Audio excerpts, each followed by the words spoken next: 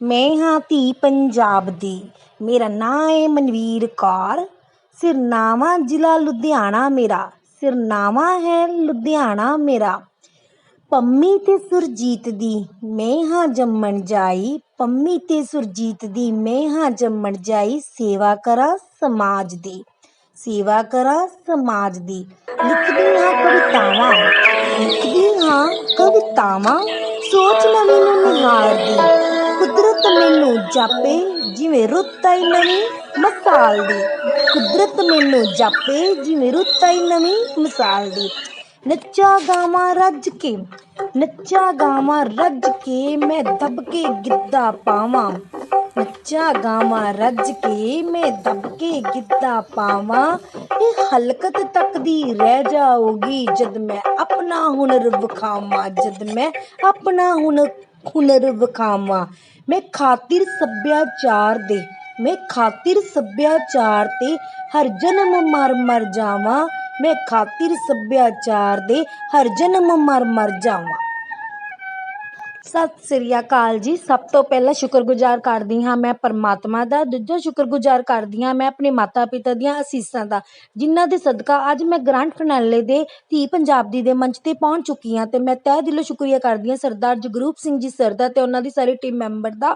ਉਹਨਾਂ ਨੇ ਮੈਨੂੰ ਇਸ ਕਾਬਲ ਸਮਝਿਆ। ਤੇ ਹੁਣ ਅਸੀਂ ਗੱਲ ਕਰਦੇ ਹਾਂ ਇਸ ਮੰਚ ਤੇ ਪੁੱਛੇ ਗਏ ਸਵਾਲ ਦਾ, ਜਿਸ ਦੇ ਸਾਹਮਣੇ ਮੈਂ ਆਪਣੀ ਵਿਚਾਰਧਾਰਾ ਤੁਹਾਡੇ ਸਾਹਮਣੇ ਹੁਣ ਪੇਸ਼ ਕਰਨ ਜਾ ਰਹੀ ਹਾਂ। ਪਹਿਨ ਨੂੰ 21ਵੀਂ ਸਦੀ ਦਾ ਦੌਰ ਆ ਚੁੱਕਾ ਹੈ। ਔਰਤ ਸਾਡੇ ਸਮਾਜ ਦਾ ਉਹ ਕਿਰਦਾਰ ਹੈ ਜੋ ਇਤਿਹਾਸ ਤੋਂ ਲੈ ਕੇ ਹੁਣ ਤੱਕ ਆਪਣੀ ਹੋਂਦ ਅਤੇ ਪਛਾਣ ਲਈ ਲੜਦੀ ਆਈ ਹੈ। ਹਰ ਦੌਰ 'ਚ, ਹਰ ਯੁੱਗ 'ਚ ਇਸ ਕਿਰਦਾਰ ਨੂੰ ਤਸਦੀਕ ਅਤੇ ਧੱਕਾਸ਼ਾਹੀ ਦਾ ਸ਼ਿਕਾਰ ਹੋਣਾ ਪਿਆ ਹੈ। ਰੱਬ ਦੀ ਕਲਾ, ਬਿਹਤਰੀਨ ਨਮੂਨਾ, ਸੁੰਦਰਤਾ ਤੇ ਮਮਤਾ ਦੀ ਮੂਰਤ, ਹਰ ਰਿਸ਼ਤੇ ਦਾ ਆਧਾਰ, ਜ਼ਿੰਦਗੀ ਰੂਪੀ ਬਗੀਚੇ ਦਾ ਹਰ ਫੁੱਲ ਜਿਸ ਦੇ ਬਿਨਾਂ ਅਧੂਰਾ ਹੈ, ਉਹ ਸੀ ਔਰਤ, ਜੋ ਕਿ ਧੀਆਂ ਤੇ ਮਾਵਾਂ, ਪਤਨੀ ਤੇ ਜਨਨੀ ਦੇ ਰੂਪ ਵਿੱਚ ਸਾਡੇ ਸਾਹਮਣੇ ਆਈਆਂ। ਯੋਧਿਆਂ, ਗੁਰੂਆਂ ਨੂੰ ਵੀ ਜਨਮ ਦੇਣ ਵਾਲੀ ਤਾਂ ਇੱਕ ਔਰਤ ਹੀ ਸੀ। ਫਿਰ ਝਾਂਸੀ ਦੀ ਰਾਣੀ ਬਣ ਕੇ ਅਤਿਆਚਾਰ ਖਿਲਾਫ ਸੰਘਰਸ਼ ਕੀਤਾ। ਪਰ ਮਮਤਾ ਦੀ ਮੂਰਤ, ਰੱਬ ਦਾ ਦੂਜਾ ਨਾਂ ਕਹਿ ਜਾਣ ਵਾਲੀ ਔਰਤ ਨੂੰ ਅੱਜ ਵੀ ਪੈਰ ਦੀ ਜੁੱਤੀ ਹੀ ਆਖਿਆ ਜਾਂਦਾ ਹੈ, ਪੈਰ ਦੀ ਜੁੱਤੀ ਹੀ ਆਖਿਆ ਜਾਂਦਾ ਹੈ। ਸਮਾਜ ਨੇ ਧਰੋਂ ਨੂੰ ਵੀ ਮੋੜ ਕੇ ਔਰਤ ਨੂੰ ਆਪਣੇ ਜ਼ੁਲਮ ਦਾ ਸ਼ਿਕਾਰ ਬਣਾ ਲਿਆ ਹੈ। ਹੁਣ ਗੱਲ ਕਰਦੇ ਹਾਂ ਉਹਨਾਂ ਸਵਾਲਾਂ ਦੀ ਕਿ 21ਵੀਂ ਸਦੀ ਦੀ ਔਰਤ ਦੀ ਅੱਜ ਦੀ ਦਸ਼ਾ ਤੇ ਦਿਸ਼ਾ ਕੀ ਹੈ। ਕੀ ਉਸ ਨੂੰ ਸਾਰੇ ਹੱਕ ਹਾਸਿਲ ਹੈ? ਕੀ ਉਹ ਪੂਰੀ ਤਰ੍ਹਾਂ ਆਜ਼ਾਦ ਹੋ ਚੁੱਕੀ ਹੈ?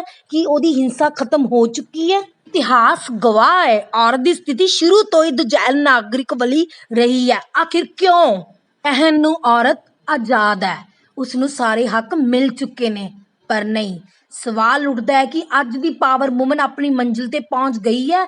ਯੁੱਗ ਵਿੱਚ ਵੀ ਜਿੱਥੇ ਧੀਆਂ ਨੂੰ ਪਹਿਲਾਂ ਜਨਮ ਤੋਂ ਬਾਅਦ ਮਾਰਿਆ ਜਾਂਦਾ ਸੀ, ਉੱਥੇ ਹੁਣ ਵਿਗਿਆਨਿਕ ਤਰੱਕੀ ਨਾਲ ਡਾਕਟਰੀ ਖੇਤਰਾਂ ਵਿੱਚ ਧੀਆਂ ਨੂੰ ਜਨਮ ਲੈਣ ਤੋਂ ਬਾਅਦ ਕੀ ਪਹਿਲਾਂ ਹੀ ਮਾਰ ਦਿੱਤਾ ਜਾਂਦਾ ਹੈ। ਨਵੀਂ ਟੈਕਨੋਲੋਜੀ, ਨਵੀਂ ਯੰਤਰਾਂ ਨਾਲ ਧੀਆਂ ਦੀ ਦੇਹ ਨੂੰ ਪਹਿਲਾਂ ਹੀ ਖਤਮ ਕੀਤਾ ਜਾਂਦਾ ਹੈ ਤਾਂ ਕਿ ਉਹ ਜਨਮ ਨਾ ਲੈ ਸਕੇ। ਇਹ ਸ਼ਰਮ ਦੀ ਗੱਲ ਹੈ ਕਿ ਪੀਰਾਂ ਫਕੀਰਾਂ ਦੀ ਧਰਤੀ ਤੇ ਭਰੂਣ ਹੱਤਿਆ ਦਾ ਕਹਿਰ ਹੱਲੇ ਵੀ ਜਾਰੀ ਹੈ, ਹੱਲੇ ਵੀ ਖਤਮ ਨਹੀਂ ਹੋ ਪਾਇਆ ਹੈ। ਸਰਕਾਰ ਬੇਸ਼ੱਕ ਇਸ ਕੁਰੀਤੀ ਦੇ ਉੱਤੇ ਬੇਟੀ ਬਚਾਓ ਬੇਟੀ ਪੜ੍ਹਾਓ ਵਰਗੇ ਨਾਰਿਆਂ ਦੇ ਨਾਲ ਇਸ ਕੁਰੀਤੀ ਨੂੰ ਖਤਮ ਕਰਨ ਤੇ ਠੱਲ ਪਾ ਰਹੀ ਹੈ। ਪਰ ਅਸੀਂ ਅਖਬਾਰਾਂ 'ਚ ਪੜ੍ਹਦੇ ਹਾਂ ਨੰਨੀ ਬੱਚੀਆਂ ਦੀਆਂ ਰੋਜ਼ ਕਿਤੇ ਨਾ ਕਿਤੇ ਸਟੇਸ਼ਨਾਂ ਤੇ, ਕਿਤੇ ਸੰਨ ਥਾਵਾਂ ਤੇ ਸਾਨੂੰ ਰੋਜ਼ ਕਿਤੇ ਨਾ ਕਿਤੇ ਸ਼ਬ ਮਿਲਦੇ ਹੀ ਹੈ। ਜੇ ਪਾਸੇ ਗੱਲ ਕਰੀਏ ਯਤੀਮਖਾਨਿਆਂ ਦੀ, ਉੱਥੇ ਵੀ ਨਿਸਹਾਰਾ ਬੱਚਿਆਂ ਦੇ ਵਿੱਚੋਂ ਕੁੜੀਆਂ ਦੀ ਗਿਣਤੀ ਸਭ ਤੋਂ ਹੀ ਵੱਧ ਪਾਈ ਜਾਂਦੀ ਹੈ। ਮੁੰਡਿਆਂ ਦੇ ਬਰਾਬਰ ਕੁੜੀਆਂ ਸਭ ਤੋਂ ਵੱਧ ਨਿਸਹਾਰਾ ਕੇਂਦਰਾਂ ਵਿੱਚ ਹੀ ਪ੍ਰਾਪਤ ਹੁੰਦੀਆਂ ਹਨ। ਫਿਰ ਵੀ ਅੱਜ ਮਰਦ ਪ੍ਰਧਾਨ ਸਮਾਜ ਵਿੱਚ ਕਿੰਨੀਆਂ ਕੁ ਕੁੜੀਆਂ ਪੜ੍ਹੀਆਂ ਲਿਖੀਆਂ ਹਨ? ਜੇ ਦੇਖਿਆ ਜਾਵੇ ਤਾਂ 50% ਔਰਤਾਂ ਹੀ ਤੁਹਾਨੂੰ ਪੜ੍ਹੀਆਂ ਲਿਖੀਆਂ ਮਿਲਣਗੀਆਂ। ਬੇਸ਼ੱਕ ਸਰਕਾਰ ਵੱਲੋਂ ਬੇਟੀ ਬਚਾਓ ਬੇਟੀ ਪੜ੍ਹਾਓ ਧੀਆਂ ਦੀ ਮੁਫਤ ਸਿੱਖਿਆ ਵੀ ਕਰ ਦਿੱਤੀ ਹੈ, ਪਰ ਲੋਕਾਂ ਦੀ ਸੋਚ ਨਹੀਂ ਬਦਲੀ। ਮੁੰਡਿਆਂ ਤੋਂ ਅੱਗੇ ਨਿਕਲ ਚੁੱਕੀਆਂ ਹਨ ਧੀਆਂ ਹਰ ਖੇਤਰ ਦੇ ਵਿੱਚ। ਭਾਵੇਂ ਫਿਰ ਵੀ ਉਹੀ ਕੁੜੀਆਂ ਅੱਗੇ ਜਾਂਦੀਆਂ ਹਨ ਜੋ ਤਾਂ ਜਾਂ ਤਾਂ ਕੋਈ ਮਿਡਲ ਕਲਾਸ ਫੈਮਿਲੀ ਤੋਂ ਹੋਵੇ ਜਾਂ ਕੋਈ ਬਹੁਤ ਉੱਚੇ ਪਰਿਵਾਰ ਨੂੰ ਬਿਲੋਂਗ ਕਰਦੀ ਹੋਵੇ, ਉਹੀ ਯੂਨੀਵਰਸਿਟੀਆਂ ਤੱਕ ਹੀ ਪਹੁੰਚਦੀਆਂ ਹਨ। ਦੂਜੇ ਪਾਸੇ ਗੱਲ ਕਰਦੇ ਹਾਂ ਭਾਰਤ ਸਰਕਾਰ ਵੱਲੋਂ ਚਲਾਏ ਗਏ ਸਕਿੱਲ ਇੰਡੀਆ ਮੁਹਿੰਮ ਤੇ, ਜਿੱਥੇ ਕਿ ਔਰਤਾਂ ਨੂੰ ਆਪਣੇ ਰੋਜ਼ਗਾਰ ਲਈ ਕਈ ਵਾਰ ਫੈਕਟਰੀਆਂ ਦੇ ਵਿੱਚ ਤੇ ਕਈ ਵਾਰ ਵੱਡੀਆਂ ਵੱਡੀਆਂ ਕੰਪਨੀਆਂ 'ਚ ਕੰਮ ਕਰਨਾ ਪੈਂਦਾ ਹੈ, ਜਿਨ੍ਹਾਂ ਤੋਂ ਉਹਨਾਂ ਨੂੰ ਮਾਨਤਾ ਸਿਰਫ 50% ਤੋਂ 65% ਤੱਕ ਹੀ ਮਿਲਦਾ ਹੈ, ਜੋ ਕਿ ਮਰਦਾਂ ਦੇ ਬਰਾਬਰ ਬਹੁਤ ਥੋੜਾ ਦਿੱਤਾ ਜਾਂਦਾ ਹੈ। ਤੇ ਦੂਜੇ ਪਾਸੇ ਮਜ਼ਦੂਰੀ ਕਰਦਿਆਂ ਖੇਤਾਂ ਵਿੱਚ ਨੂੰ 15 ਤੋਂ 16 ਘੰਟੇ ਤੱਕ ਕੰਮ ਲਿਆ ਜਾਂਦਾ ਹੈ ਤੇ ਉਹਨਾਂ ਨੂੰ ਬਦਲੇ ਦੇ ਵਿੱਚ ਮਾਨਤਾਨਾ ਦੀ ਬਿਲਕੁਲ ਪਹੁੰਚ ਤੋਂ ਵੀ ਘੱਟ ਦਿੱਤੀ ਜਾਂਦੀ ਹੈ, ਜਿਸ ਕਰਕੇ ਔਰਤਾਂ ਕਈ ਵਾਰ ਮਾਨਸਿਕ ਤੇ ਕਈ ਵਾਰ ਸਰੀਰਕ ਸ਼ੋਸ਼ਣ ਦਾ ਵੀ ਸ਼ਿਕਾਰ ਬਣ ਜਾਂਦੀਆਂ ਹਨ। ਅਗਲਾ ਸਵਾਲ ਇਹ ਉੱਠਦਾ ਹੈ ਕਿ ਤੁਹਾਨੂੰ ਪਤਾ ਹੈ ਕਿ ਪੰਜਾਬ ਦੇ ਵਿੱਚ, ਭਾਰਤ ਦੇ ਵਿੱਚ ਔਰਤਾਂ ਦੀ ਖੂਨ ਦੀ ਕਮੀ ਪਾਈ ਜਾ ਰਹੀ ਹੈ, ਕੁਪੋਸ਼ਣ ਦੀਆਂ ਸ਼ਿਕਾਰ ਹੋ ਰਹੀਆਂ ਨੇ ਔਰਤਾਂ। ਡਾਕਟਰੀ ਰਿਪੋਰਟ ਦੇ ਅਨੁਸਾਰ 60% ਤੋਂ ਵੱਧ ਔਰਤਾਂ ਖੂਨ ਦੀ ਕਮੀ ਨਾਲ ਜੂਝ ਰਹੀਆਂ ਹਨ ਸਮਾਜ ਵਿੱਚ, ਕਿਉਂਕਿ ਨਾ ਤਾਂ ਉਹਨਾਂ ਨੂੰ ਸਵਸਥ ਤੇ ਨਰੋਆ ਵਾਤਾਵਰਨ ਮਿਲ ਰਿਹਾ ਹੈ, ਨਾ ਹੀ ਉਹਨਾਂ ਨੂੰ ਕੁਪੋਸ਼ਣ ਦੀਆਂ ਲੋੜਾਂ ਪੂਰਨ ਕਰਨ ਲਈ ਸੰਤੁਲਿਤ ਖੁਰਾਕ। ਅੱਜ ਦੇ ਯੁੱਗ ਵਿੱਚ ਆਖਿਰ ਹੋ ਕੀ ਰਿਹਾ ਹੈ? ਇੱਕ ਪਾਸੇ ਤਾਂ ਭਰੂਣ ਹੱਤਿਆ ਹੋਈ ਜਾ ਰਹੀ ਹੈ, ਦੂਜੇ ਪਾਸੇ ਧੀਆਂ ਭੈਣਾਂ ਦੇ ਨਾਲ ਰੋਜ਼ ਹਿੰਸਾ ਦਾ ਸ਼ਿਕਾਰ ਹੋ ਰਹੀਆਂ, ਵਾਰਦਾਤਾਂ ਹੋ ਰਹੀਆਂ ਹੈ। ਵਿਆਹ ਵੇਲੇ ਖਰਚਿਆਂ ਦੀ ਬਹੁਤਾਤ ਵੱਧ ਰਹੀ ਹੈ। ਮੂੰਹ ਮੰਗਿਆ ਦਾਜ ਦੀਆਂ ਲਿਸਟਾਂ, ਔਰਤ ਦਾ ਬਜ਼ਾਰੀਕਰਨ ਬਣਦਾ ਜਾ ਰਿਹਾ ਹੈ। ਇਹ ਔਰਤ ਦੀ ਤਰੱਕੀ ਹੈ? ਨਹੀਂ, ਰੋਜ਼ ਹੁੰਦਾ ਸ਼ੋਸ਼ਣ ਹੈ। ਧਿਆਨ ਦਿੱਤਾ ਜਾਵੇ ਔਰਤ ਦੀ ਸਥਿਤੀ ਵਿੱਚ ਆਉਣ ਵਾਲੀ ਗਿਰਾਵਟ ਤੇ। ਆਖਿਰ ਆ ਕਿਉਂ ਰਹੀ ਹੈ? ਔਰਤ ਦੀ ਸਥਿਤੀ ਗਿਰਾਵਟ ਵੱਲ ਜਾ ਰਹੀ ਹੈ। ਦਿਨ ਬ ਦਿਨ ਹੋ ਰਹੇ ਬਲਾਤਕਾਰ, ਥਾਂ ਤੇ ਔਰਤ ਨਾਲ ਕੰਮਕਾਜੀ ਥਾਵਾਂ ਤੇ ਛੇੜਖਾਨੀਆਂ, ਬੱਸ 'ਚ, ਰੇਲ ਗੱਡੀਆਂ 'ਚ ਪ੍ਰਤੀ ਦਿਨ ਵੱਧ ਰਹੀ ਹਿੰਸਾ। ਕਾਰਪੋਰੇਟ ਸਮਾਜ ਨੇ ਤਾਂ ਇੱਕ ਨਵਾਂ ਹੀ ਟ੍ਰੈਂਡ ਚਲਾਤਾ ਹੈ। ਸੁੰਦਰਤਾ ਦੇ ਮੁਕਾਬਲੇ ਕਰਾਏ ਜਾਂਦੇ ਤੇ ਕੁਝ ਕੁ ਸੁੰਦਰੀਆਂ ਚੁਣ ਕੇ ਉਹਨਾਂ ਨੂੰ ਇੱਕ ਪ੍ਰਸਾਰਣ ਵਿੱਚ ਪੇਸ਼ ਕੀਤਾ ਜਾਂਦਾ ਹੈ, ਜਿਸ 'ਚ ਧੀਆਂ ਸਿਰਫ ਬਾਰਬੀ ਡੋਲ ਹੀ ਬਣਨਾ ਲੋਚਦੀਆਂ ਹਨ। ਇਹ ਕੁਰੀਤੀ ਤਾਂ ਕਹਿਣ ਨੂੰ ਆਧੁਨਿਕਤਾ ਦੀ ਸੁੰਦਰਤਾ ਦਾ ਟਾਈਟਲ ਹੈ, ਪਰ ਇਸ ਵਿੱਚ ਉਤਪਾਦਨ ਵੇਚਣ ਅਤੇ ਸ਼ਾਪਿੰਗ ਮਾਲਾਂ ਦੇ ਵਿੱਚ ਉਦਘਾਟਨ ਕਰਨ ਤੇ ਹੋਰ ਵੀ ਕੋਈ ਕੰਮ ਲਏ ਜਾਂਦੇ ਹਨ, ਜਿਸ ਵਿੱਚ ਸਭ ਤੋਂ ਵੱਧ ਹੁੰਦਾ ਹੈ ਇੰਟਰਨੈਸ਼ਨਲ ਕੰਪਨੀਆਂ ਦਾ ਫਾਇਦਾ, ਜਿਸ ਵਿੱਚ ਔਰਤਾਂ ਬੇਖੌਫ ਹਨ। ਅਸੀਂ ਕਹਿੰਦੇ ਦੇਸ਼ ਆਜ਼ਾਦ ਹੋ ਗਿਆ ਹੈ। ਰੋਜੀ ਰੋਟੀ ਲਈ ਮਜਬੂਰਨ ਕੁੜੀਆਂ ਨੂੰ ਡੀਜੇ ਦੇ ਉੱਤੇ ਵਿਆਹ ਸ਼ਾਦੀਆਂ ਤੇ ਨੱਚਣਾ ਪੈ ਰਿਹਾ ਹੈ। ਥਾਂ ਤੇ ਚੱਲਦੇ ਵੇਸਵਾ ਬਿਰਤੀ ਦੇ ਅੱਡੇ ਇਸ ਗੱਲ ਦਾ ਪ੍ਰਤੀਕ ਦੇ ਰਹੇ ਨੇ ਕਿ ਸਮਾਜ ਵਿੱਚ ਅੱਜ ਵੀ ਬੇਰੁਜ਼ਗਾਰੀ ਤੇ ਕੰਮ ਨਾ ਮਿਲਣਾ ਕਿਸੇ ਹੱਦ ਤੱਕ ਕਿੰਨਾ ਵੱਡਾ ਕਾਰਨ ਹੋ ਸਕਦਾ ਹੈ। ਪੜ੍ਹੀ ਲਿਖੀ ਔਰਤ ਚਾਹੇ ਤਾਂ ਨਾਰੀ ਮੁਕਤੀ ਦਾ ਝੰਡਾ ਬੁਲੰਦ ਕਰ ਸਕਦੀਆਂ ਹਨ, ਪਰ ਉਹ ਔਰਤਾਂ ਸਿਰਫ ਟੀਵੀ ਮੀਡੀਆ ਤੇ ਚੀਜ਼ਾਂ ਵੇਚਦੀਆਂ ਹੀ ਨਜ਼ਰ ਆਉਂਦੀਆਂ ਹਨ।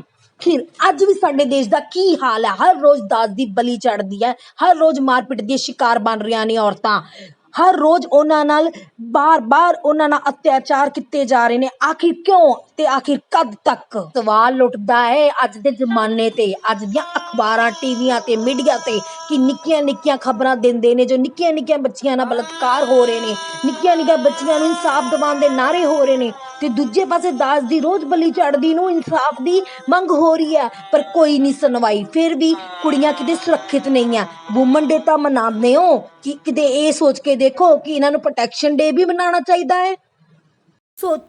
ਕੁਛ ਤਾਂ ਸੋਚੋ। ਆંકੜੇ ਦੱਸਦੇ ਨੇ ਕਿ ਰੋਜ਼ ਕੁੜੀਆਂ ਦੇ 83% ਕੁੜੀਆਂ ਦੇ ਰੋਜ਼ ਜੁਰਮ ਹੁੰਦਾ ਹੈ। ਸੋਚੋ 2021 ਵਿੱਚ 100 ਮਰਦਾਂ ਦੇ ਪਿੱਛੇ ਜੇ 77 ਕੁੜੀਆਂ ਰਹਿ ਗਈਆਂ ਤੇ 2031 ਤੱਕ ਕਿੰਨੀਆਂ ਕੁ ਰਹਿ ਜਾਣਗੀਆਂ ਜੇ ਇੱਦਾਂ ਹੀ ਚੱਲਦਾ ਰਿਹਾ। ਬੇਟੀ ਬਚਾਓ ਬੇਟੀ ਪੜ੍ਹਾਓ ਦੇ ਨਾਅਰੇ ਤਾਂ ਲਾਉਂਦੇ ਆ, ਪਰ ਉਹਨਾਂ ਤੇ ਆਪਣਾ ਅਮਲ ਵੀ ਕਰਕੇ ਦਿਖਾਓ। ਔਰਤ ਆਜ਼ਾਦ ਤਾਂ ਹੋ ਗਈ ਹੈ, ਪਰ ਸੋਚ ਤੋਂ ਨਹੀਂ। ਸਰਸਰੀ ਨਜ਼ਰ ਮਾਰੀਏ ਤਾਂ ਅੱਜ ਦੀ ਔਰਤ ਵੱਡੇ ਅਹੁਦਿਆਂ ਤੇ ਬਿਰਾਜਮਾਨ ਹੈ। ਉਹ ਪਾਇਲਟ, ਉਹ ਡਾਕਟਰ, ਉਹ ਪੁਲਿਸ, ਉਹ ਇੱਥੋਂ ਤੱਕ ਕਿ ਉਹ ਪਿੰਡ ਦੀ ਸਰਪੰਚ ਵੀ ਹੈ।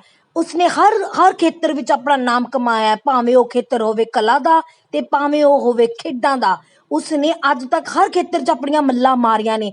ਤੁਸੀਂ ਇਹ ਕਿਉਂ ਭੁੱਲ ਜਾਂਦੇ ਹੋ? ਦੇਸ਼ ਨੂੰ ਚਲਾਉਣ ਵਾਲੀ, ਪ੍ਰਸ਼ਾਸਨ ਨੂੰ ਚਲਾਉਣ ਵਾਲੀ ਵੀ ਇੱਕ ਰਾਸ਼ਟਰਪਤੀ ਇੱਕ ਔਰਤ ਹੀ ਸੀ।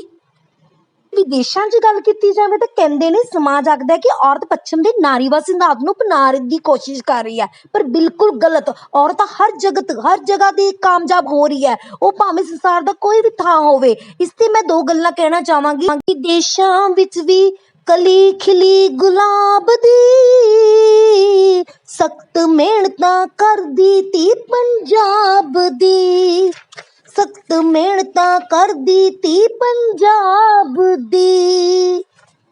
ਪਰ ਕਿੰਨੀ ਸ਼ਰਮ ਦੀ ਗੱਲ ਹੈ ਕਿ ਅੱਜ ਦੇ ਸਮਾਜ 'ਚ ਇੰਨੀਆਂ ਤਰੱਕੀਆਂ ਕਰਨ ਦੇ ਬਾਵਜੂਦ ਔਰਤ ਦੀ ਇੱਜ਼ਤ ਮਹਿਫੂਜ਼ ਨਹੀਂ ਹੈ। ਅਸਲ ਦੇ ਵਿੱਚ ਇਹ ਮਾਮਲਾ ਸਿਰਫ ਔਰਤਾਂ ਦੀ ਆਜ਼ਾਦੀ ਦਾ ਨਹੀਂ, ਸਗੋਂ ਮਨੁੱਖ ਦੀ ਆਜ਼ਾਦੀ ਦਾ ਵੀ ਹੈ ਕਿ ਇਹ ਸਮਾਜ ਸਿਰਫ ਦੋ ਭਾਗਾਂ ਦੇ ਵਿੱਚ ਵੰਡਿਆ, ਇੱਕ ਲੁੱਟਣ ਵਾਲਾ ਸਮਾਜ ਤੇ ਇੱਕ ਦੂਜੀ ਲੁੱਟ ਜਾਣ ਵਾਲੀ ਜਮਾਤ। ਆਹੀ ਫਰਜ਼ ਬਣਦਾ ਹੈ ਔਰਤ ਨੂੰ ਸਮਾਜ ਵਿੱਚ ਸਨਮਾਨ ਦੇਣਾ। ਤੁਹਾਨੂੰ ਹੀ ਔਰਤ ਦੀ ਸਹਾਇਤਾ ਕਰਨੀ ਪਵੇਗੀ, ਦੋਵਾਂ ਧਿਰਾਂ ਨੂੰ ਹੀ ਮਿਲ ਕੇ ਸਮਾਜ ਦੀ ਬਣਤਰ ਨੂੰ ਬਦਲਣਾ ਪਵੇਗਾ। ਮਰਦ ਨੂੰ ਹੀ ਸਮਾਜ ਵਿੱਚ ਔਰਤ ਨੂੰ ਸਨਮਾਨ ਦੇਣਾ ਪਵੇਗਾ। ਸਿਰਫ ਕੰਜਕਾਂ ਦੇ ਤੌਰ ਤੇ ਨਾ ਪੂਜਿਆ ਜਾਵੇ, ਬਲਕਿ ਮਰਦ ਪ੍ਰਧਾਨ ਸਮਾਜ ਵਿੱਚ ਔਰਤ ਦੀ ਬਣਦੀ ਥਾਂ ਵੀ ਦਿੱਤੀ ਜਾਵੇ। ਇਹ ਹਾਲਾਤ ਹਲੇ ਵੀ ਬਦਲੇ ਨੇ ਨਾ, ਜੇ ਹਾਲਾਤ ਹਲੇ ਵੀ ਬਦਲਣਗੇ ਨਹੀਂ ਤਾਂ ਇੱਕ ਵਾਰੀ ਸੋਚੋ, ਪਰਿਵਾਰ ਔਰਤ ਦੇ ਬਿਨਾਂ, ਪਰਿਵਾਰ ਔਰਤ ਦੇ ਬਿਨਾਂ, ਸੋਚੋ ਇਹ ਪੂਰਾ ਸੰਸਾਰ ਔਰਤ ਦੇ ਬਿਨਾਂ, ਇੱਕ ਵਾਰੀ ਜ਼ਰੂਰ ਸੋਚੋ।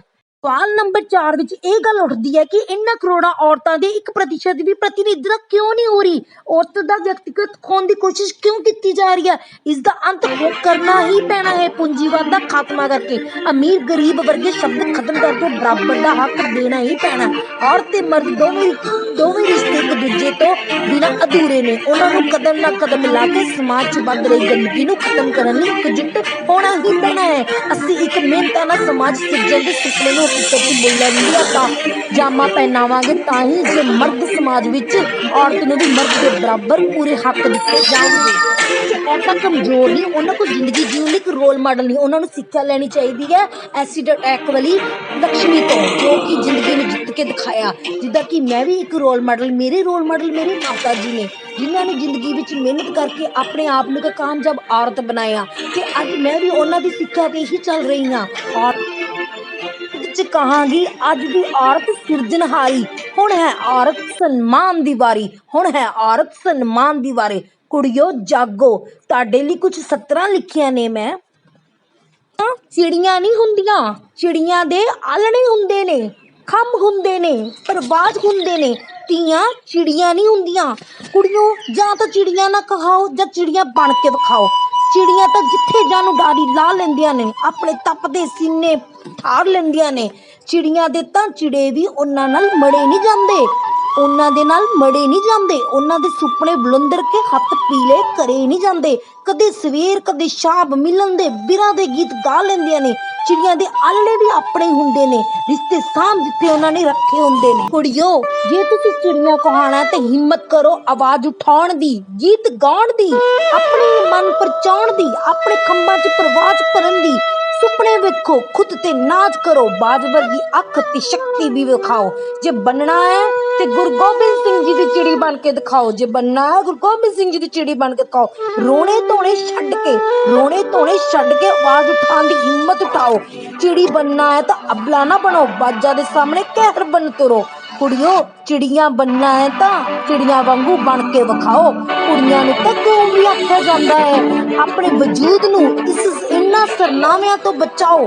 ਕੁੜੀਓ ਸ਼ਕਤੀਆਂ ਦਾ ਪੁੰਜ ਬਣ ਕੇ ਵਿਖਾਓ। ਕੁੜੀਓ ਚਿੜੀਆਂ ਨਹੀਂ, ਕੁੜੀਓ ਚਿੜੀਆਂ ਨਾ ਕਹਾਓ। ਜੇ ਚਿੜੀਆਂ ਬਣਨਾ ਹੈ ਤਾਂ ਚਿੜੀਆਂ ਵਾਂਗੂ ਬਣ